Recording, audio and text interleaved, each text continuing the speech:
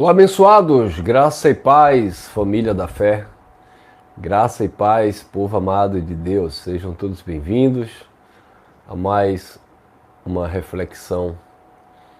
E este é o tema: o espírito salvo e a alma perdida. Antes da mensagem propriamente dito, eu quero falar para os irmãos o seguinte, que eu não sei como vocês veem na tela de vocês, no aparelho do celular. Quando eu estou gravando, aparece aqui na minha tela um símbolo, cifra que chama, né? De contribuição. Ela fica aqui do meu lado direito, não sei se para você, acho que fica no lado esquerdo, não sei. Se bem que eu estou gravando com a câmera frontal. Então aparece aqui um símbolo de real, né? Se vocês veem esse símbolo aí, fique sabendo que não sou eu que estou colocando. Deve ser alguma coisa, algum algoritmo aí do próprio YouTube, tá bom?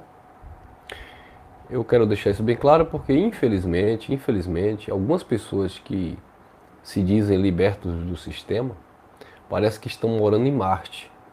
Que quando nós falamos de contribuição, quando nós falamos de dinheiro, parece que estamos falando de demônio, de coisas de outro planeta.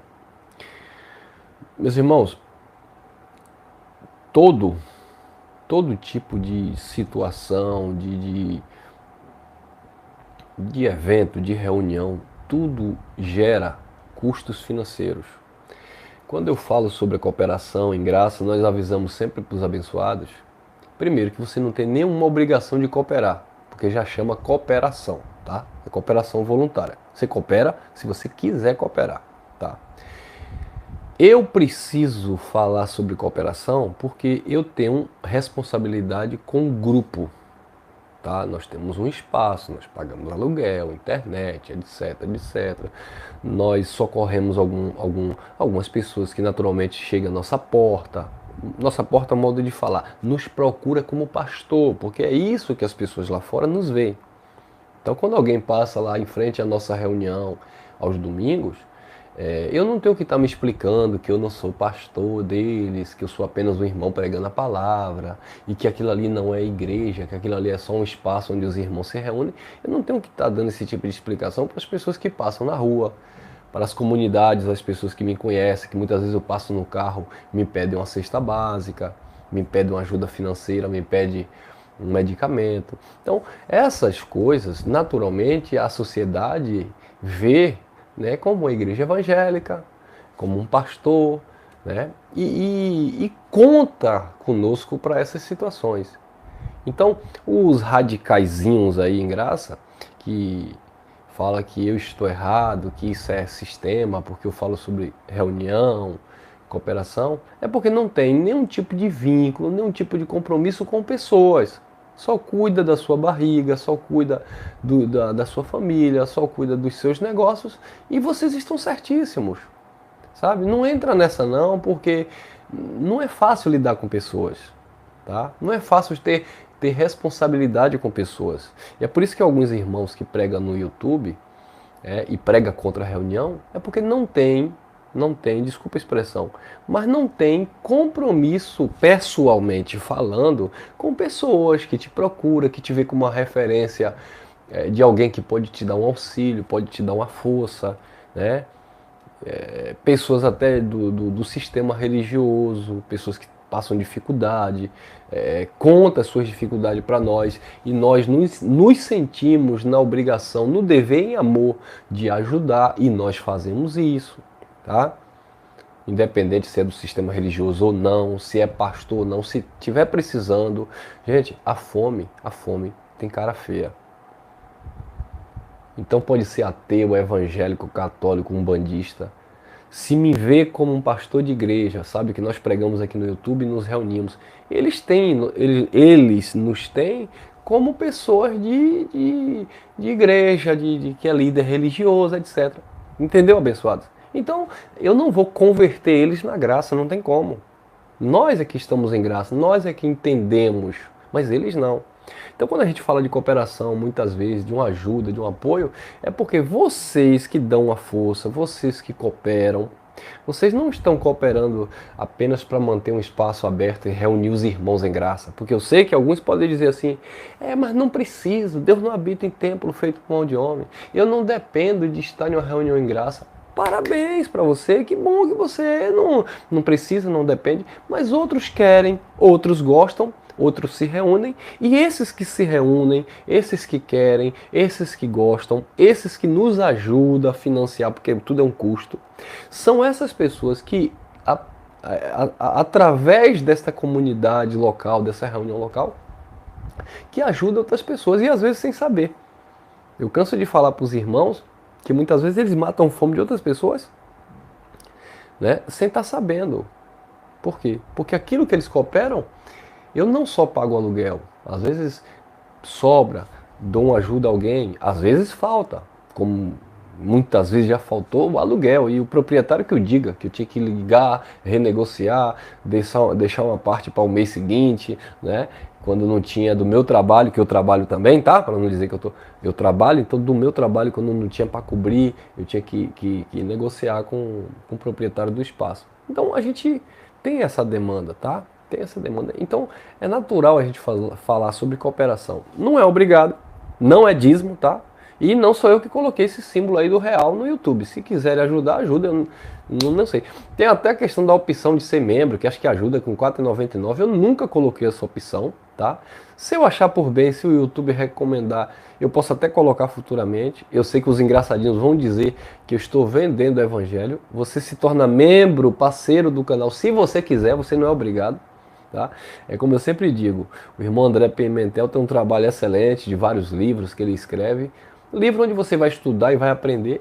Aí o povo que está na graça, quando estava no sistema, comprava livro de Malafaia, livro de Pede Mais Cedo, livro disso, livro daquilo, que não edificava em nada, só jogava o dinheiro fora. Agora que estão em graça, ou que conheceram a graça, saíram do sistema, aí não valoriza o trabalho de um irmão que se dedicou, que estudou, que contextualizou, que buscou na historicidade, que pesquisou e fez um livro e agora passa por um valor normal. Porque ele teve um investimento. Está vendendo o evangelho, está mercadejando a palavra. Não tem nada a ver, você compra se você quiser.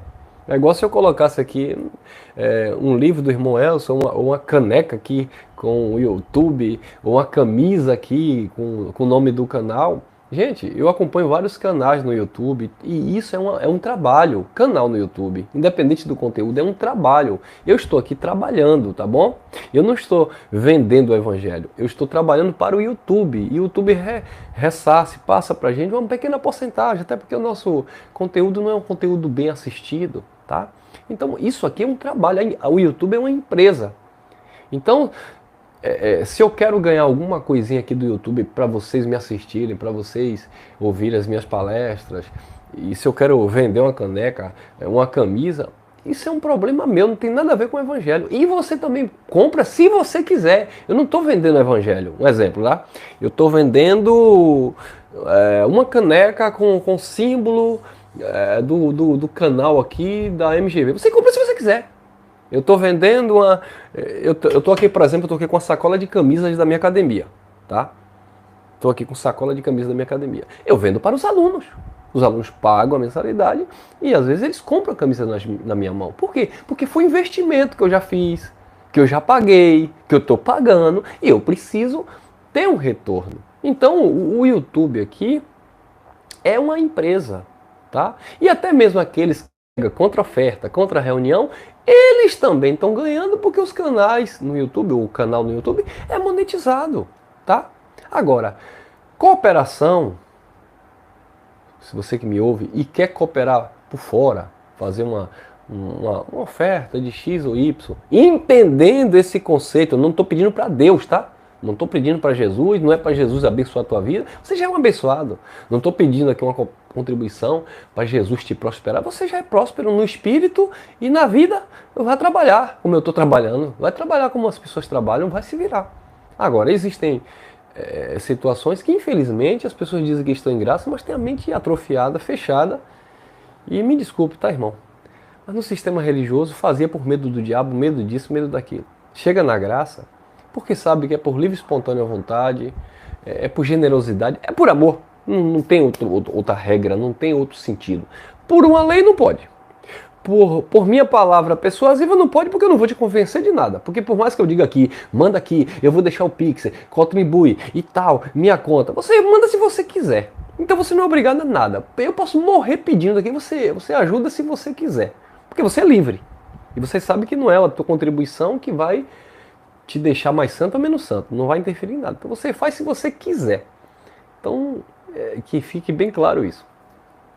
Quando nós falamos sobre isso, é porque nós temos um custo, nós temos um gasto em pessoas que a gente naturalmente assiste em algum tipo de ajuda. Eu falei do André Pimentel e ontem não deu, né, irmãos? Hoje é terça-feira, né? Ontem, segunda-feira, dia 28, íamos fazer a nossa live ao vivo, mas eu estava aqui com visita na minha casa, infelizmente não deu para fazer a live ao vivo. Voltaremos na próxima semana, tá bom? Um abraço, André Pimentel, e desculpe aí, a gente marcou e não deu para fazer a live.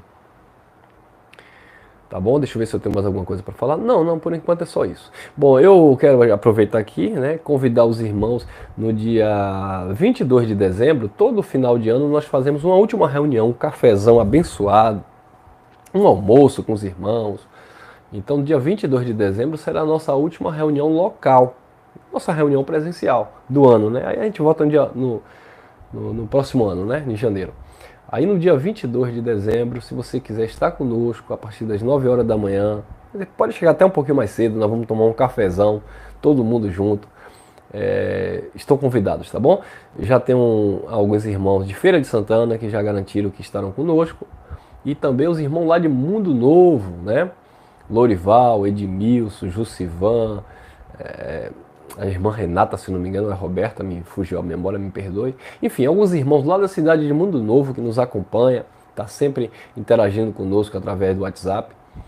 Espero vocês também lá de Mundo Novo e os irmãos de Feira de Santana, que já é mais próximo aqui nosso, tá bom? Então, irmãos, é isso que eu quero dizer para vocês. Nós saímos de um sistema religioso onde nós incentivávamos, contribuía com dízimo, com oferta. Alguns faziam por livre e espontânea vontade, né? Dizia que estava fazendo para Deus porque acreditava nisso. Outros faziam por ganância, porque queria prosperidade. Outros faziam por medo, né, de perder o emprego, etc, etc. Em graça, não. Em graça, a gente pede um apoio, mas é um apoio voluntário, né? Algumas pessoas que saíram do sistema, no início, assim que a gente começava a falar sobre cooperação, até diziam assim para mim: irmão Elcio, eu ofertava lá no sistema. Agora eu estou em graça. Eu posso contribuir aí com o irmão para ajudar aí nos gastos aí, já que eu não estou no sistema religioso? Eu falei: irmão, pode. Aí eu falei: pode, né? Você que quiser, você é livre. Beleza. Mas foi só uma pergunta. Nunca tomaram iniciativa.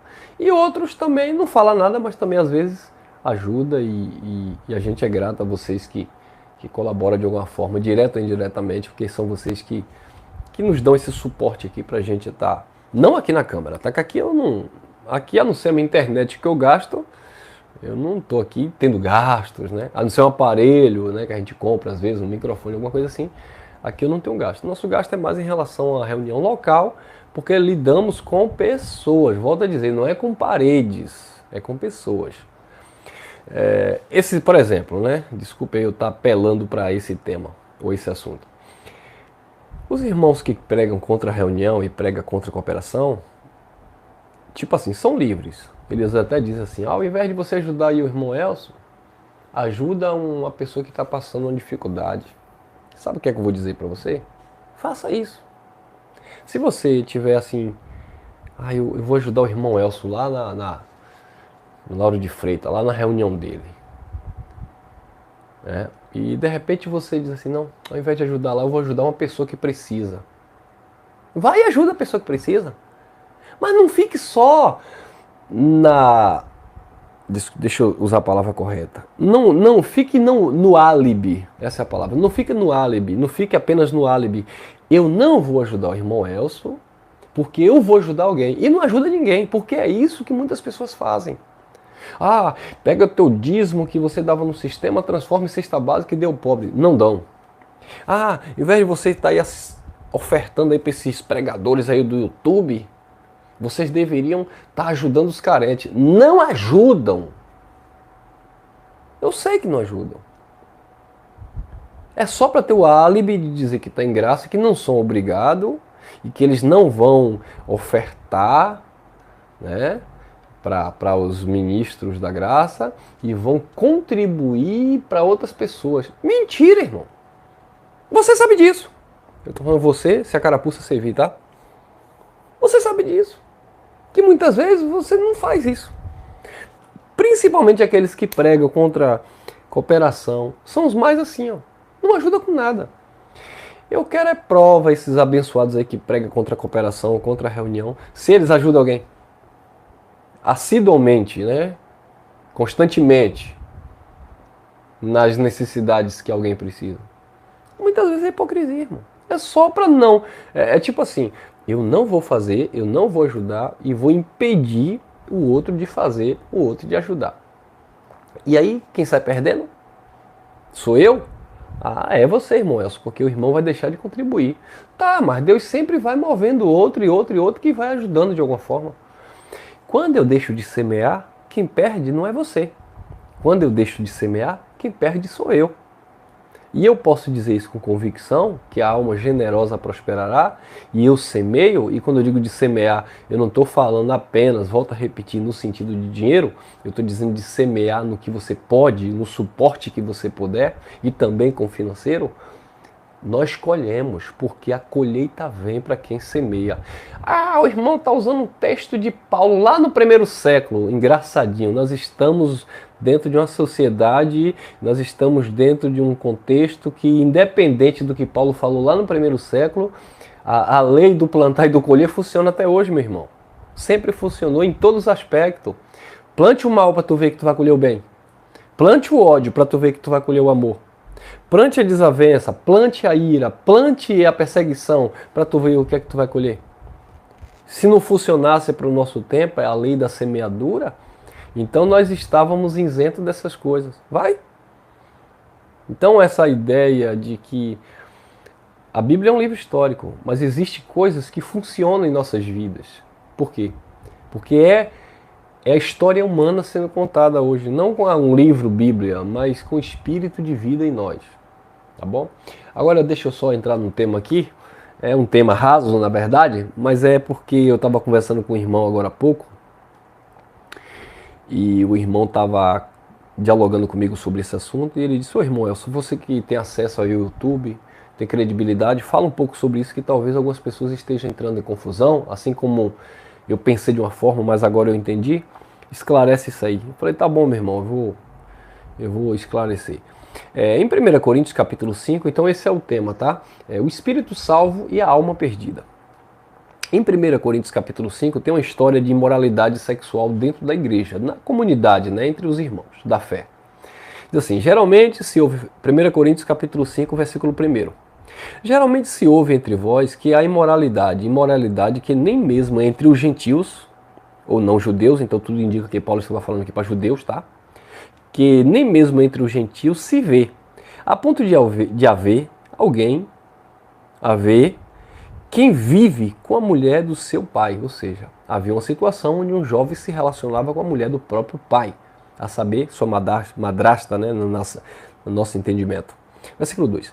Vós estáis inchados, disse Paulo para os irmãos lá em Corinto, e nem ao menos pranteastes, chorastes, para que fosse tirado do meio de vocês quem praticou tal mal?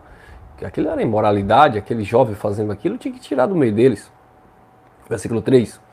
E na verdade, ainda que eu ausente quanto ao corpo, mas presente no espírito, já julguei como se tivesse presente. Aquele que cometeu este ultraje ou tal ato, em nome do Senhor Jesus Cristo, congregados vós e o meu espírito, Paulo não estava ali, mas Paulo disse: eu estou congregado com vocês e o meu espírito. Olha que interessante. Isso serve também, eu vou abrir parênteses aqui, para dizer que você não está congregando em graça só quando você se reúne com o irmão Elcio. Quando você está assistindo aí, andando no mesmo entendimento, confessando a mesma palavra, você também está congregado em Cristo, porque nós estamos congregados em espírito e em verdade. Entendeu? Então Paulo não estava ali, era uma carta, mas Paulo disse no versículo 3, eu, na verdade, ainda que ausente no corpo, mas presente no espírito, já julguei como se tivesse presente aquele que cometeu tal ultraje. Aí no versículo 4, Paulo diz assim, em nome do Senhor Jesus Cristo, congregados vós e o meu espírito, pelo poder de nosso Senhor Jesus Cristo. Então Paulo entendia que, embora ele não tivesse de corpo presente na missa, ele estava congregado com os irmãos. Então, os irmãos de Mundo Novo estão congregados conosco, porque algumas pessoas dizem assim, mas a igreja em graça, os irmãos que se reúnem em graça, só está em Cristo, só está congregando aqueles que se reúnem com o irmão Elcio? Não, são aqueles que estão andando no mesmo espírito. Então, nós temos irmãos congregando conosco em Portugal. Nós temos irmãos congregando conosco em Cristo na África. Nós temos irmãos congregando conosco nos Estados Unidos. Nós temos irmãos congregando conosco em São Paulo, Rio de Janeiro, né, Bahia, Sul, Minas, BH, etc, etc. Por quê? Porque estar congregando é estar ligado, é estar no mesmo espírito, é andar junto, professando a mesma fé, levantando a bandeira do Evangelho e batendo contra um sistema religioso perverso que quer atribuir a congregação a um espaço físico literal sem entender o conceito do que é estar congregado em espírito e em Cristo. A reunião local é importante? Muito. Tem uma fundamental importância.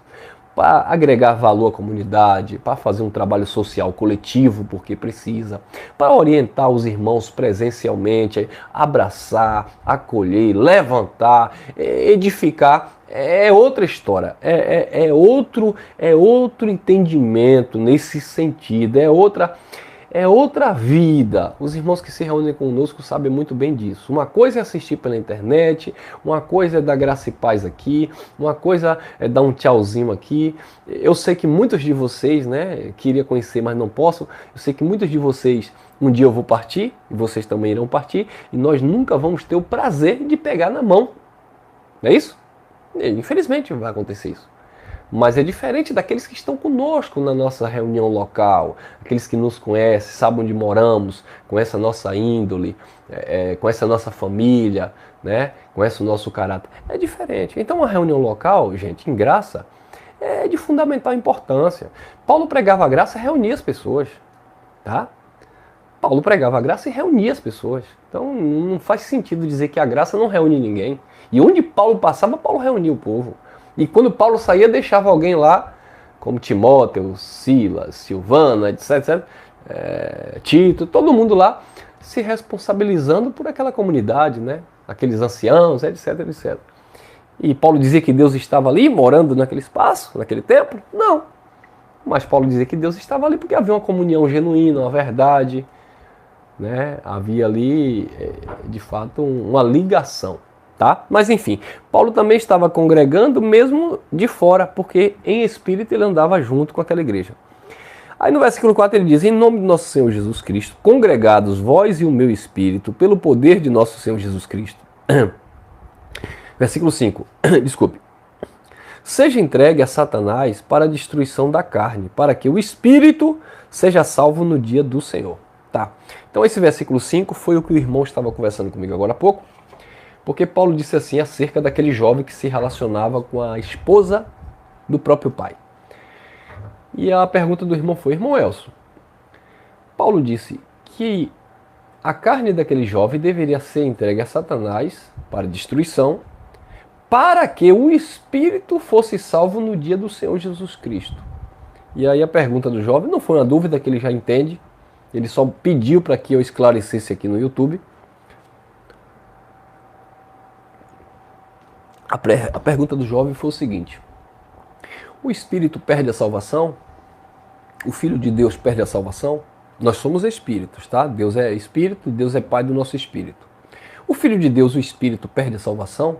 Não, não perde a salvação. E a pergunta dele foi, se Paulo disse que a carne tinha que ser entregue a Satanás, Satanás também aqui é uma força de expressão, Paulo está falando de desprezo. Ser entregue a Satanás é Paulo dizendo, vamos desprezar ele. Porque o contexto Paulo vai dizer, tira ele do meio de vocês. Então isso é ser entregue a Satanás, é abandonar ele. Esse que Paulo estava dizendo, tá?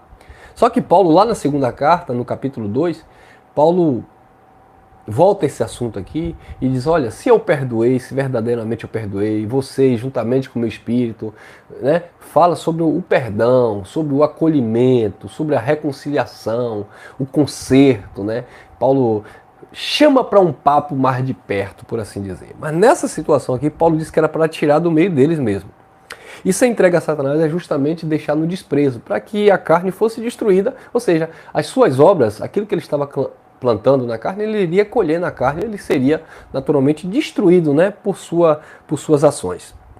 Aí o texto continua e diz, para que o espírito seja salvo no dia do Senhor. Então a pergunta do irmão, e ele mandou esclarecer aqui, é que o espírito perde a salvação e o espírito só seria salvo no dia do Senhor se o jovem se arrependesse daquele ato, ou seja, se o jovem continuasse com a esposa do próprio pai, o jovem perderia a salvação eterna, se fosse filho? Não. Se ele fosse filho, ele continuaria sendo filho. Agora, ele seria de qualquer forma disciplinado. Ele iria colher o que ele estava plantando, certo? Então esse espírito aqui, irmão, é o espírito, a essência, o filho? Não.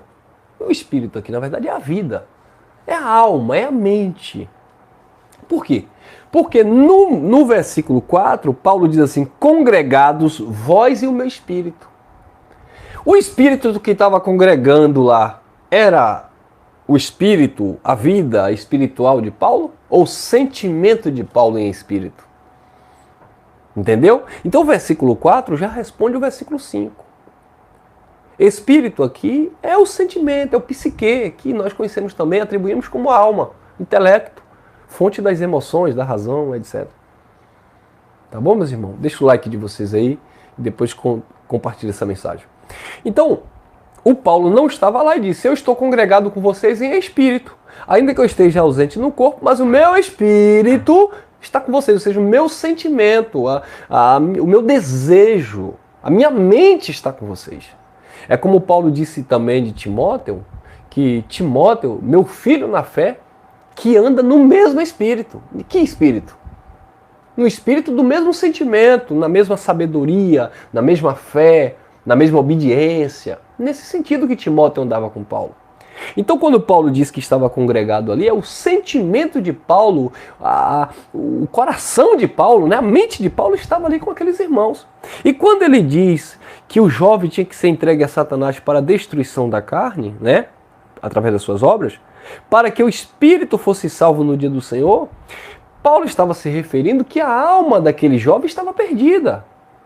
E aquele espírito, aquela alma, aquela mente precisava de uma renovação. E qual seria o dia do Senhor? O dia do Senhor seria justamente o juízo que aconteceu sobre a casa de Israel lá no ano 70. Então todos esperavam aquela plenitude de salvação. Não é que eles não eram salvos como filhos de Deus, eles já eram filhos de Deus. Até o próprio Paulo, que era filho de Deus, também esperava essa salvação. Pedro, que era filho de Deus, também esperava a plenitude dessa salvação. É como eu estava conversando com um amigo meu, que estava aqui em casa ontem, um pastor da Igreja Batista, e é um irmão que eu admiro muito, amo mesmo em Cristo de verdade, não minto.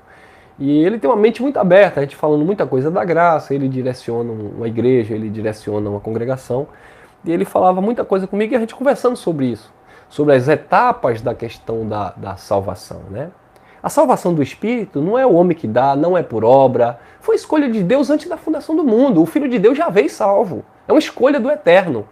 Agora, a salvação da mente, pelo conhecimento, a salvação, livramento pelas atitudes que muitas vezes nós fazemos e precisamos ser salvos dessas atitudes, né? Pelas nossas escolhas, pelos nossos desejos carnais, que alguns classificam como pecado, não pecado bíblico, mas é pecado errado. Eu peco contra o meu irmão quando eu minto para o meu irmão. Eu peco contra a minha esposa se eu adulterar. Eu peco contra o meu amigo quando eu minto, quando eu engano, quando eu suborno. Entendeu, meus amados? Então, isso é um tipo de pecado dentro dessa concepção de errar o alvo. Então eu não estou salvo nesse sentido. Esse jovem não estava salvo. O espírito, a mente dele não tinha recebido essa transformação, essa salvação, porque ele estava vivendo com a mulher do próprio pai. Então Paulo disse, ele precisa, né? A carne dele tem que ser destruída, que seja entregue a Satanás, Paulo não tinha uma sociedade com Satanás. Paulo, não, já que você não quer Cristo, eu vou pegar você e dar Satanás. Quem era Paulo para dar alguém a um ser espiritual? Não, isso é uma força de expressão. Satanás é um adjetivo de algo que é contra, que é opositor, né? Que o sentido é adversário. Então Paulo disse, entrega a carne aí a Satanás, ao adversário, as suas luxúrias, os seus desejos desenfreados da carne, aquilo que ele está plantando porque ele vai colher. Resumindo, vai morrer. Ele vai plantar, né, corrupção. E quem planta corrupção, quem planta na carne, a colheita é corrupção e morte, né?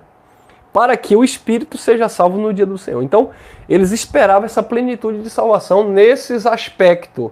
Espírito, né, o Filho de Deus salvo para todo sempre, porque já veio salvo. A mente, o espírito, a vida, a alma, o psique, restaurado pela pregação da palavra, pela comunidade ou pela comunhão com o Senhor, né? E o conhecimento que liberta de todas as prisões e algemas, tá bom? Então, só recapitulando aqui, o meu irmão, né, pediu para esclarecer. Nesse versículo 5, quando Paulo diz para que a carne seja entregue a Satanás para a destruição e o espírito seja salvo no dia do Senhor, não é salvo eternamente. É salvo daquela condição carnal que ele estava vivendo. E aí você vai entender isso quando Paulo continua falando, versículos 6 e 7. Não é boa a vossa jactância? Não sabeis que um pouco de fermento estraga toda a massa? Expulgai é expulsar, expulgai do meio de vocês, expulgai o fermento velho. Quem era o fermento velho ali no contexto dessa carta? Aquele jovem que se prostituía com a mulher do próprio pai. Paulo disse, isso é um fermento velho. Isso aí é síndrome do erro, do pecado, da mentira, do engano, do adultério. Tira esse fermento velho, porque com esse fermento não tem como fazer festa. Não tem como dizer, eu sou livre. Não tem como dizer, estou lavado pelo sangue de Cristo. Não tem como declarar, eu sou salvo, sou mais do que vencedor. Não tem como declarar, eu estou reinando em vida e em perfeita vitória. Não tem como declarar, não há condenação na minha vida porque eu estou em Cristo Jesus. Não tem como declarar, eu sou uma nova criatura, desde quando haja fermento no teu coração. Desde quando haja fermento na tua mente. Então tem que arrancar, expulsar, expurgar e lançar fora todo o fermento velho para que sejais uma nova massa, uma nova criatura, com a nova razão, com a nova intelectualidade em Cristo, com a renovação de entendimento. Para quê? Porque Cristo, a nossa Páscoa, já foi sacrificado, já fez a obra. E aí no versículo 8 ele diz, pelo que celebremos a festa com alegria, não com fermento velho, nem com fermento da malícia, da corrupção, mas com os ázimos da sinceridade e verdade, irmãos. Que coisa linda, né? Viu aí? Então, tudo aquilo que for vestígio de fermento na nossa vida, precisamos expulsar, expurgar, lançar fora, para a gente fazer uma festa maravilhosa no Senhor. A alegria do Senhor é a nossa força e viver, de fato, como filhos de Deus, na luz, tá? Filhos de Deus andando na luz. Porque o que tem de filho de Deus andando em treva, misericórdia. Tá bom, meus irmãos? Ficamos por aqui. Se você não assistiu a mensagem por inteira, completa, vá lá no início da mensagem. Eu expliquei sobre essa questão que aparece aqui no YouTube, sobre a cifra aqui de dinheiro. Expliquei sobre cooperação, como procedemos.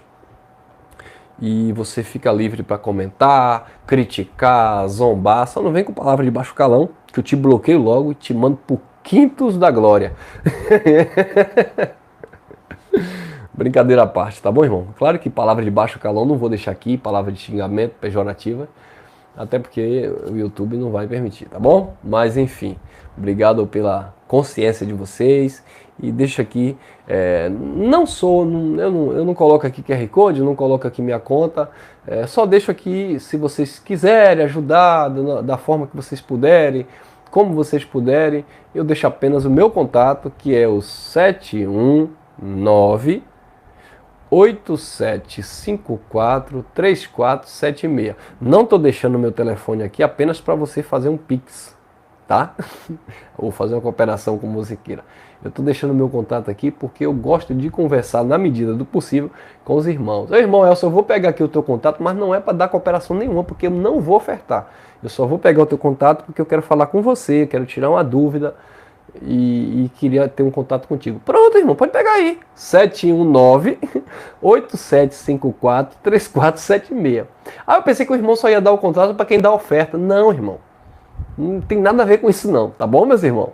Beijo no coração de todos, graça e paz. Obrigado a vocês aí nos comentários e até a próxima, permitindo o nosso bondoso e glorioso Deus, o eterno Criador. Amém? Até a próxima. Fui. Tchau, tchau.